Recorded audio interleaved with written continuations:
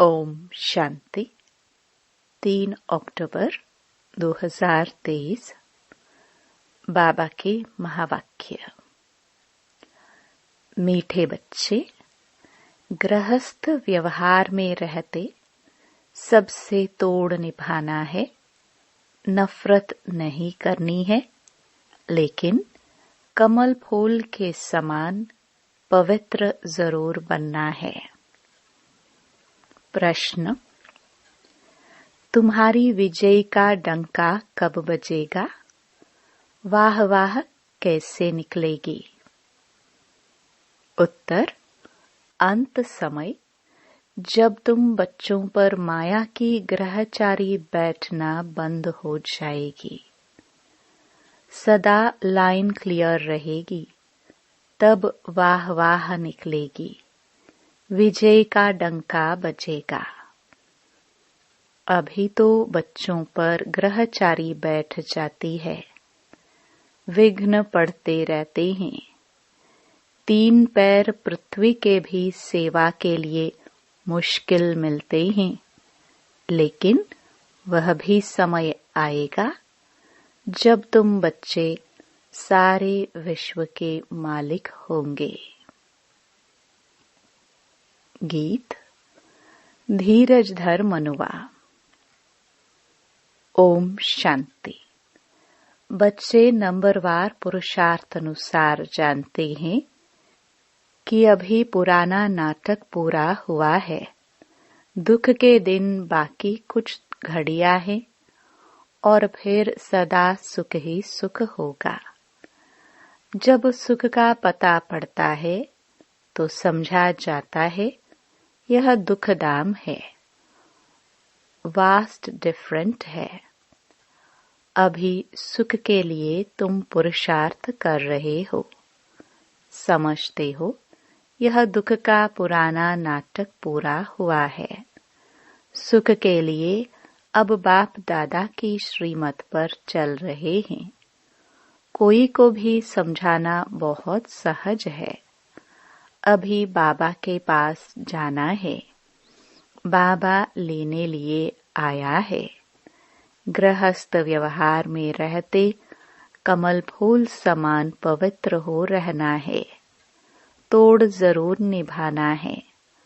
अगर तोड़ नहीं निभाते हो तो जैसे सन्यासियों मिसल हो जाते।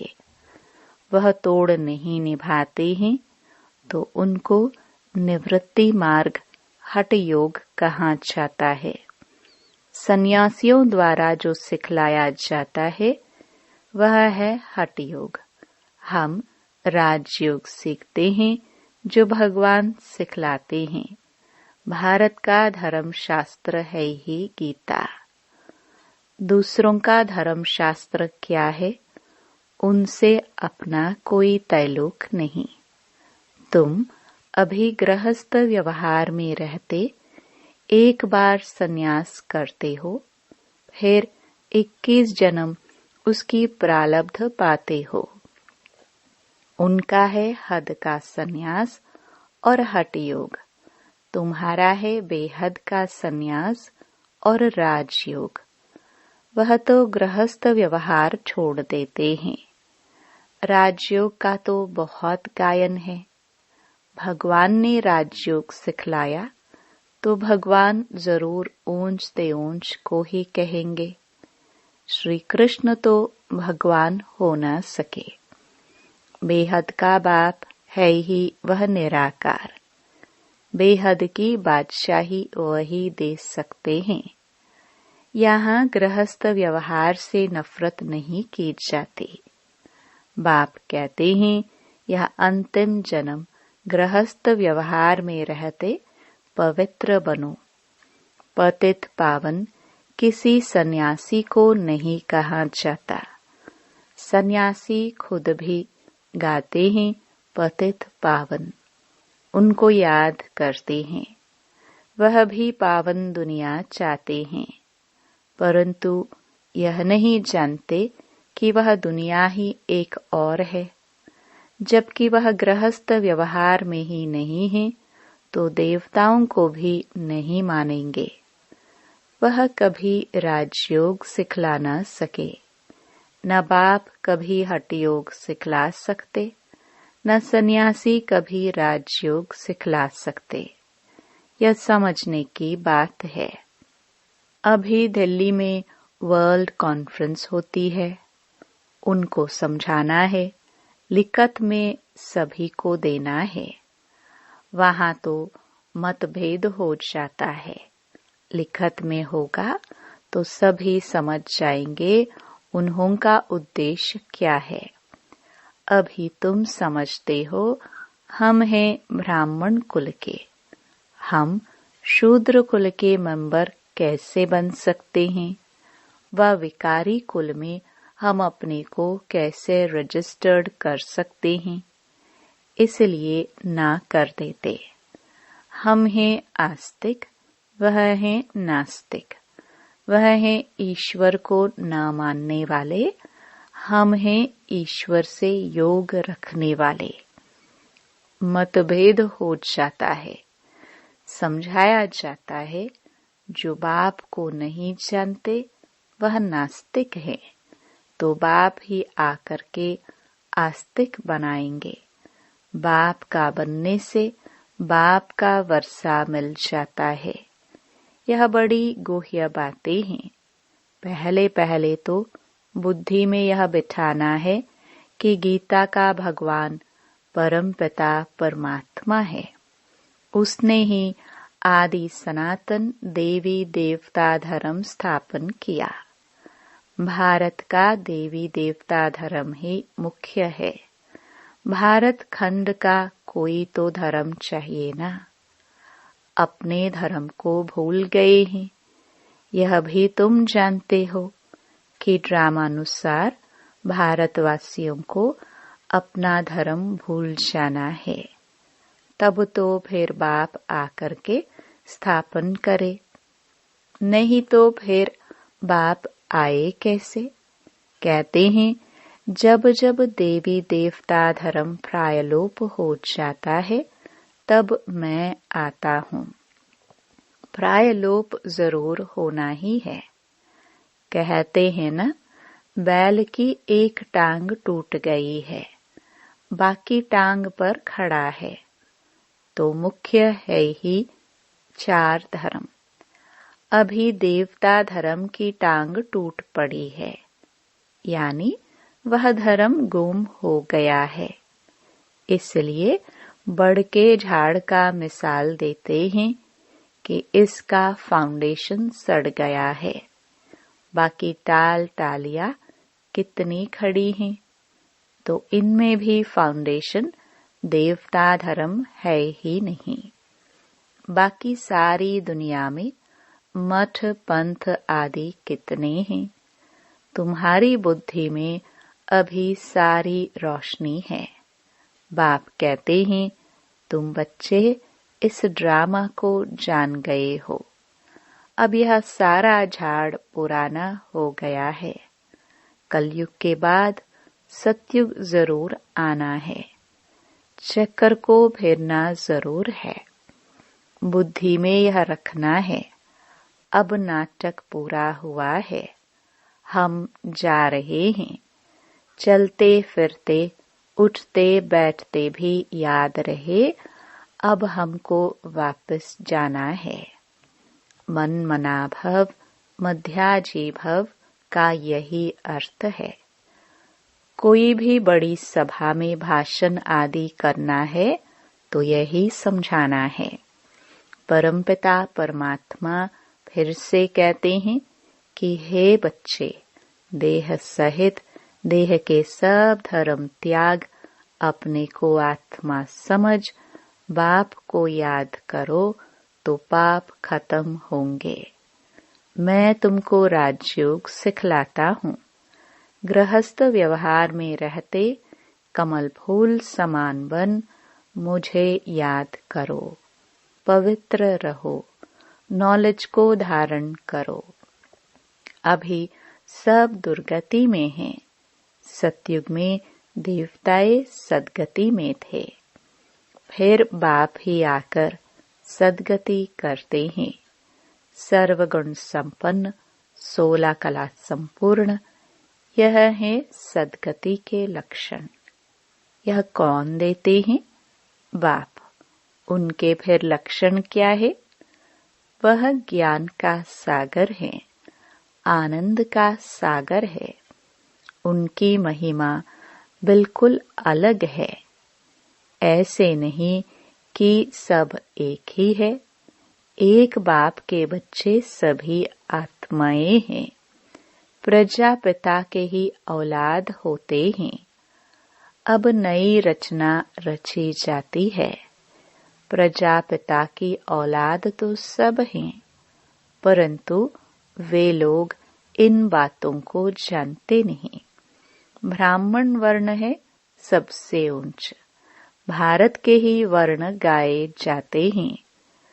84 जन्म लेने में इन वर्णों से पास करना होता है। ब्राह्मण वर्ण है ही संगम युग पर। तुम बच्चे अभी स्वीट साइलेंस में रहते हो। यह साइलेंस सबसे अच्छी है। वास्तव में शांति का हार तो गले में पड़ा हुआ है। चाहते तो सब हैं शांति घर में जाए, परंतु यह रास्ता कौन बताए? शांति के सागर के सिवाय तो कोई बता ना सके। टाइटल अच्छा दिया हुआ है, शांति का सागर, ज्ञान का सागर। श्री कृष्ण तो स्वर्ग का प्रिंस है। वह है मनुष्य सृष्टि का बीज रूप। कितना रात दिन का फर्क है। कृष्ण को सृष्टि का बीज कह नहीं सकते। सर्वव्यापी का ज्ञान तो ठहर ना सके। बाप की महिमा अपनी है। वह सदैव पूज्य हैं। कभी पुजारी नहीं बनता। ऊपर से पहले जो आते हैं वह पूज्य से पुजारी बनते हैं। पॉइंट्स तो ढेर समझाई जाती है। एग्जीबिशन में कितने आते हैं, परंतु कोटों में कोई ही निकलते हैं, क्योंकि मंजिल बड़ी भारी है। प्रजा तो ढेर बनती रहेगी। माला में आने वाले दाने कोटों में कोई ही निकलते हैं।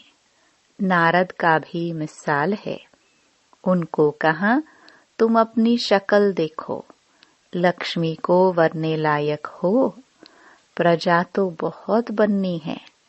राजा फिर भी राजा है। एक एक राजा को लाखों प्रजा रहती हैं।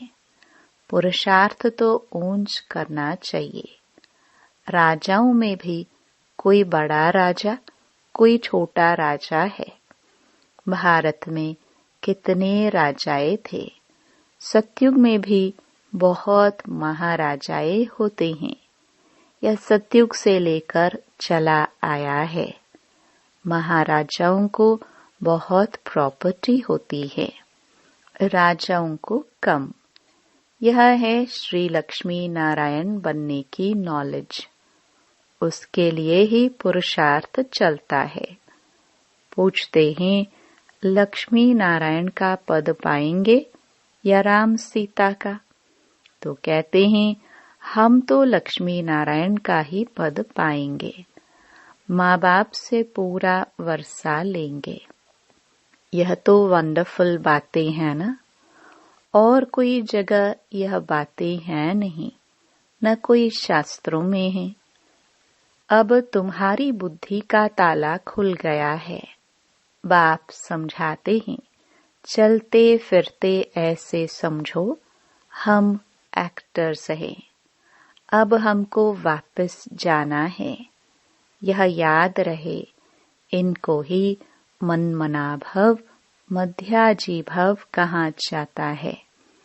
बाप घड़ी घड़ी याद दिलाते हैं, मैं तुमको वापस ले जाने आया हूँ। यह है रूहानी यात्रा। यह यात्रा बाप के सिवाय कोई करा ना सके। भारत की महिमा भी बहुत करनी है। यह भारत होलिएस्ट लैंड है। सर्व का दुख हरता, सुख करता, सबका सद्गति दाता एक ही बाप है। भारत उनका बर्थ प्लेस है। वह बाप सबका लिबरेटर है। उनका यहाँ भारत में बड़े ते बड़ा तीर्थ स्थान है। भारतवासी बल शिव के मंदिर में जाते हैं, परंतु उनको पता नहीं है। गांधी को जानते हैं, समझते हैं वह बहुत अच्छा था, इसलिए जाकर उन पर फूल आदि चढ़ाते हैं, लाखों खर्च करते हैं। अब इस समय है ही उन्हों का राज्य, जो चाहे सो कर सकते हैं। यह तो बाप बैठ गुप्त धर्म की स्थापना करते हैं। यह राज्य ही अलग है। भारत में पहले पहले देवताओं का राज्य था। दिखाते हैं असुरों और देवताओं की लड़ाई लगी, परंतु ऐसी बातें तो है नहीं। यहाँ तो युद्ध के मैदान में माया पर जीत पाई जाती है। माया पर जीत तो जरूर सर्वशक्तिमान ही पहनाएंगे। बाबा ही रावण राज्य से छुड़ाकर राम राज्य की स्थापना करा रहे हैं। बाकी वहाँ लड़ाई आदि की बात होती नहीं। अभी देखेंगे तो सृष्टि में सर्वशक्तिमान इस समय क्रिश्चियन लोग हैं। वह चाहे तो सब पर जीत पा सकते हैं, परंतु वह विश्व के मालिक बने यह कायदा नहीं। इस राज को तुम ही जानते हो। इस समय सर्वशक्तिवान राजधानी क्रिश्चियन की है, नहीं तो उन्हों की संख्या कम होनी चाहिए, क्योंकि लास्ट में आए हैं। परंतु 3 धर्मों में यह धर्म सबसे तीखा है। सबको हाथ कर बैठे हैं। यह भी ड्रामा बना हुआ है। इनके द्वारा ही फिर हमको राजधानी मिलनी है। कहानी है 2 बिल्ले लड़े, मक्खन बीच में तीसरे को मिल जाता है। तो वह आपस में लड़ते हैं। मक्खन बीच में भारतवासियों को ही मिलना है। कहानी तो पाई पैसे की है। अर्थ कितना बड़ा है। मनुष्य कितने बेसमझ हैं। एक्टर होते हुए भी ड्रामा को नहीं जानते। बेसमझ हो पड़े हैं। समझते भी गरीब हैं। साहूकार लोग कुछ भी नहीं समझते। गरीब निवाज पतित पावन बाप गाया हुआ है। अब प्रैक्टिकल में पाठ बजा रहे हैं। बड़ी बड़ी सभाओं में तुमको समझाना है। विवेक कहता है कि धीरे धीरे वाह वाह निकलेगी। लास्ट मूवमेंट में डंका बजना है। अभी तो बच्चों पर ग्रहचारी बैठती है।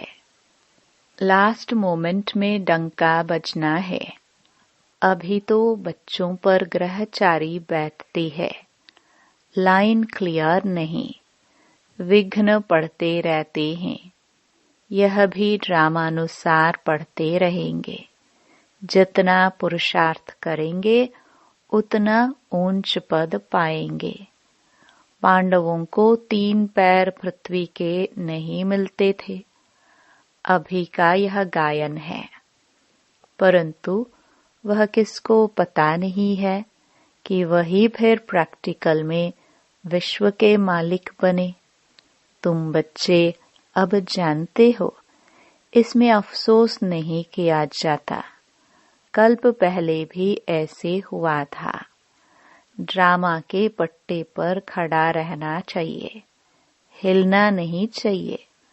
अब नाटक पूरा होता है, चलते हैं सुखधाम। पढ़ाई ऐसी पढ़नी है जो ऊंच पद पाले वे।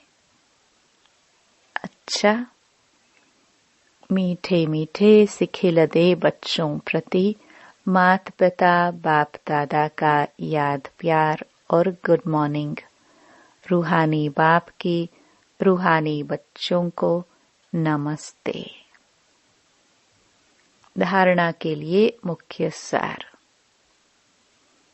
पहला, चलते फिरते अपने को एक्टर समझना है। ड्रामा के पट्टे पर अचल रहना है। बुद्धि में रहे कि अभी हम वापस घर जाते हैं, हम यात्रा पर है। दूसरा, सद्गति के सर्व लक्षण स्वयं में धारण करने हैं। सर्वगुण संपन्न 16 कला संपूर्ण बनना है। वरदान। संगम युग पर श्रेष्ठ मत द्वारा श्रेष्ठ गति को प्राप्त करने वाले प्रत्यक्ष फल के अधिकारी भव। संगम युग पर श्रेष्ठ मत के आधार पर जो श्रेष्ठ कर्म करते हो उसका प्रत्यक्ष फल अर्थात सफलता अभी ही प्राप्त होती है। इसलिए कहते हैं जैसी मत वैसे गत।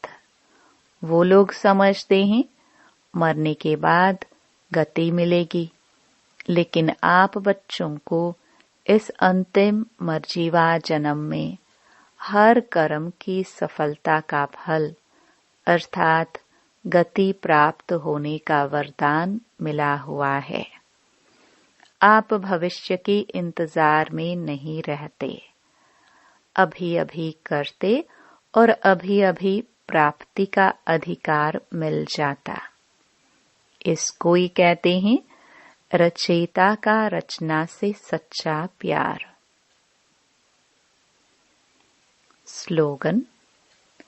दृढ़ संकल्प से हर कदम में बाप को फॉलो करने वाले ही संपन्न बनते हैं। ओम शांति।